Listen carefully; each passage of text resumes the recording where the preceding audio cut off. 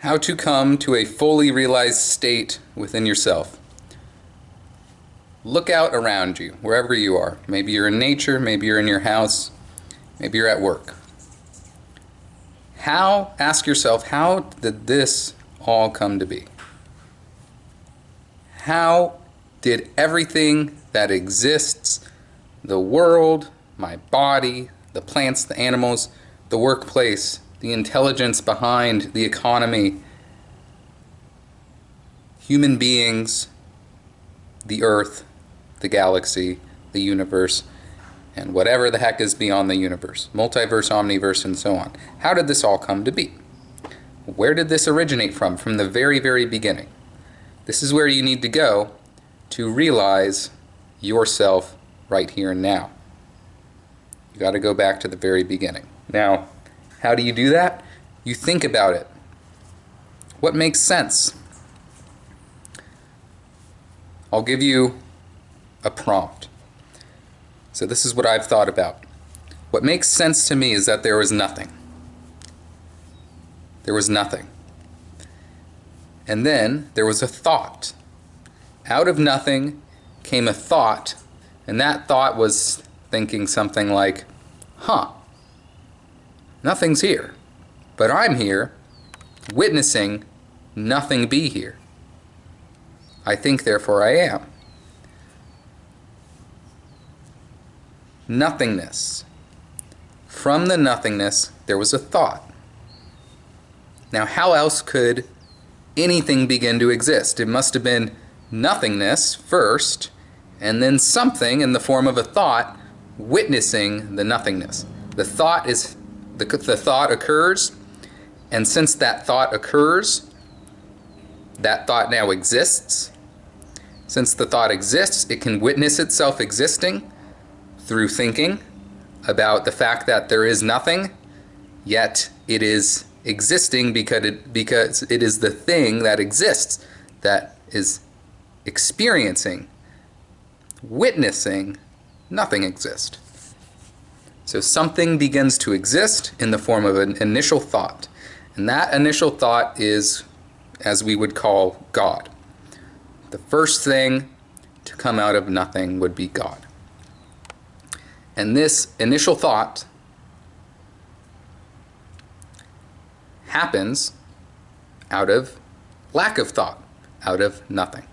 So once this initial thought comes to be, then the fun begins. The initial thought's thinking, well, I exist, but nothing exists, but I'm witnessing nothing exist, which means if that's nothing existing, then I'm something existing.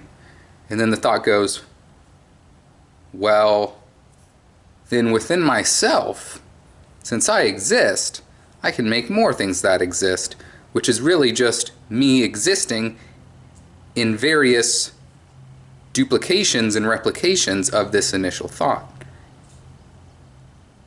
And these duplications and replications of this initial thought give rise to other duplications and replications of other thoughts with their own plans and ideas coming from that initial thought, which came from nothing.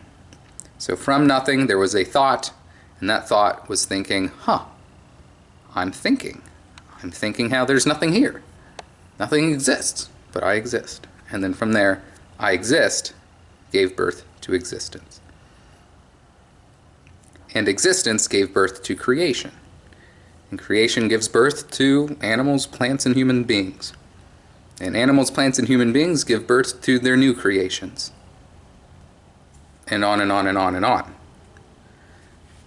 How else would existence come to be? Think about it. This is realization.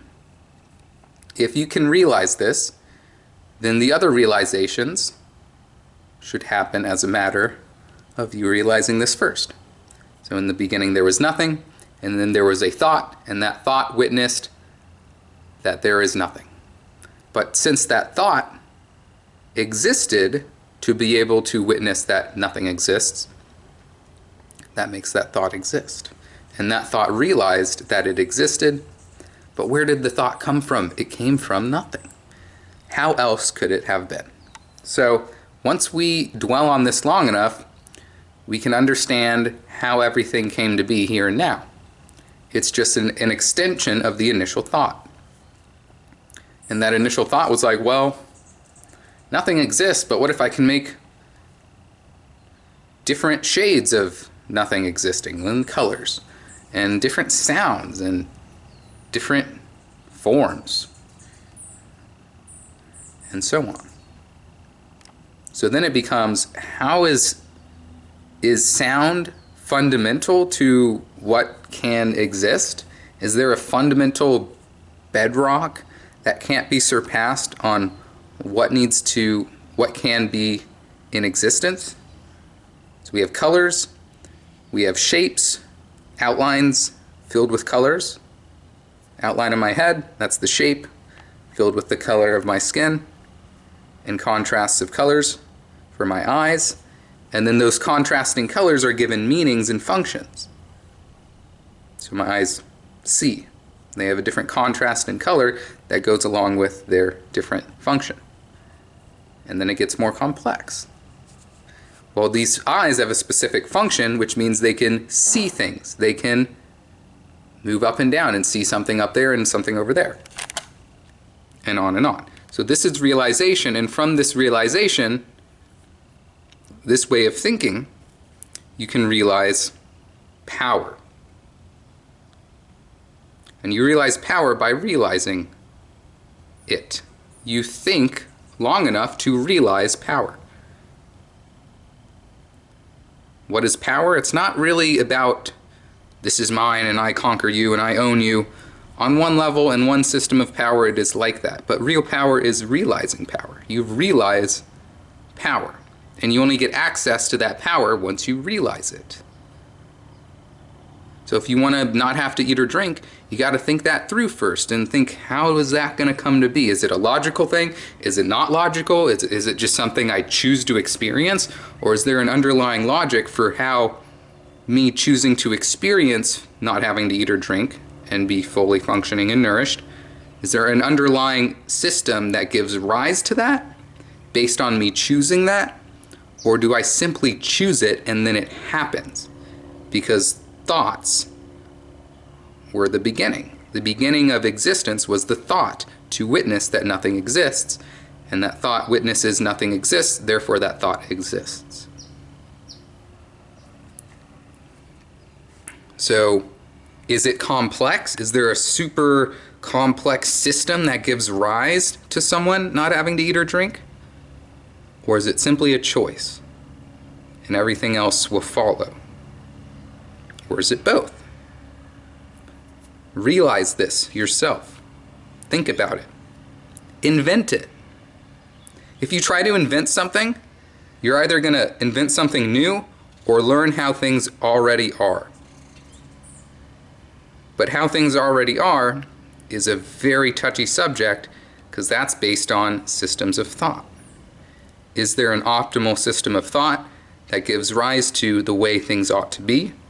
Is that what God is about? The way things need to be, because God has thought everything else through and figured out the best way for things to be. Is that why we follow God and trust God? Realize this. How does God think? How does the initial thought think? If you were the initial thought, what would you do? You'd probably try to figure out the best way to think. If that's a worthy pursuit, it's up for you to realize. It's up to you. So think in this way. Think about the beginning, and from the beginning, think up until where we are now, and then go back, and then think up until we are now, and really scrub that deeply. And along the way, you'll have many realizations.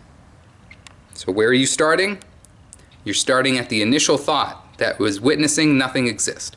Nothing exists, and then suddenly, somehow, miraculously, a thought exists in that nothing, and that thought becomes something, witnessing nothing. And from there, that thought grows to where we are now. So how did we get there? Connect the dots. From the initial nothingness, I'll say it one more time, the initial nothingness, from the nothingness, a thought occurred. How else would this have started? Think about that. How else would it have started? How else would what you're experiencing now started?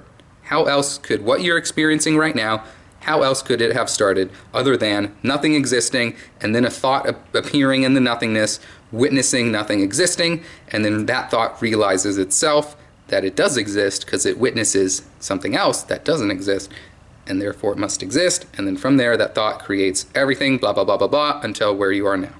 Think about that, scrub it deeply, back and forth, flip it upside down, change the contrast, look at it from a different perspective, flip it up, flip it down, go back, go forward, go back, go forward, and you will realize many things. Jacob Thomas Durnell, signing off. Thank you for watching. Like, comment, and subscribe. And that's all, folks. See you in the next video. Bye-bye.